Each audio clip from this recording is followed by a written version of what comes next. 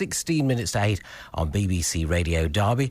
We're going from Africa really out of this world this morning. Faith in space, the Apostles of Apollo on their secret moon mission.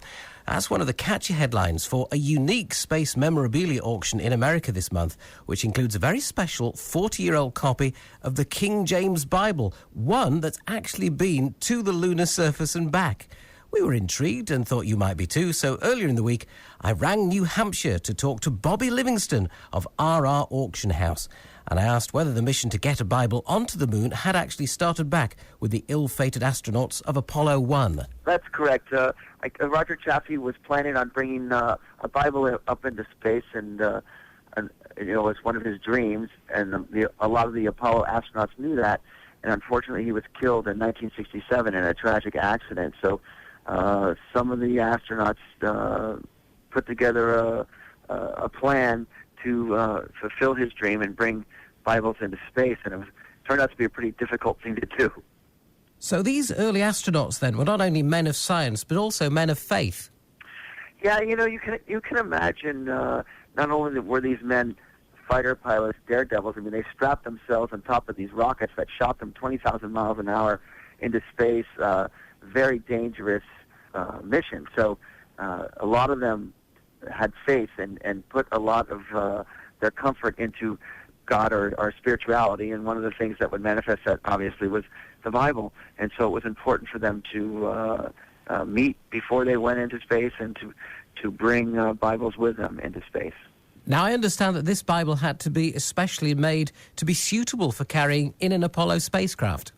As you can imagine, every gram, every ounce of space is accounted for.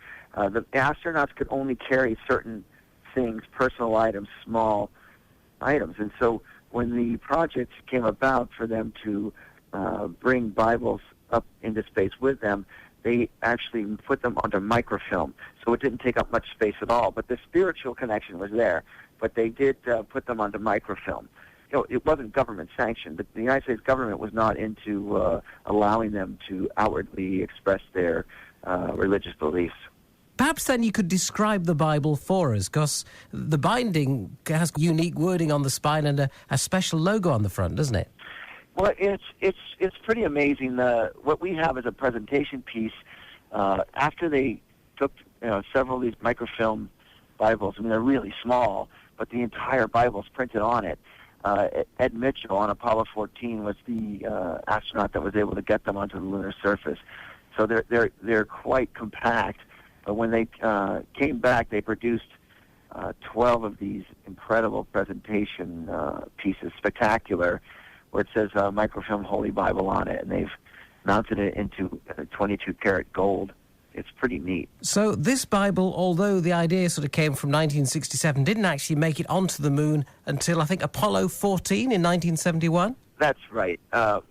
Apollo 12 took a bunch of them up, but they got left onto the command module that was left orbiting the moon.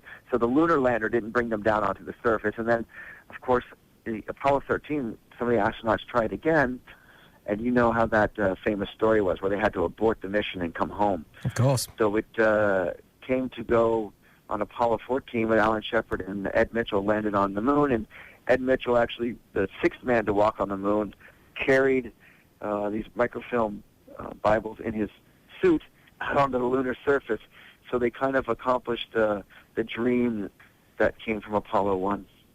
Another item that we have in the auction, it's actually a replica of a silver chalice that Buzz Aldrin took with him.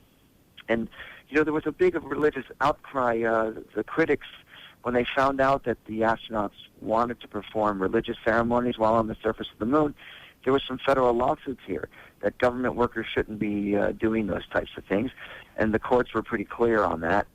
And so the astronauts couldn't do it publicly. But during Apollo 11, actually, Buzz Aldrin gave himself communion on the surface of the moon, which is pretty fantastic. So also in our auction at rrauction.com, we have a replica of his silver chalice that he used to perform the ceremony, autographed by him. So that's another neat thing, spiritual thing that happened on the lunar surface. So what sort of price are you expecting the King James Lunar Bible to fetch then?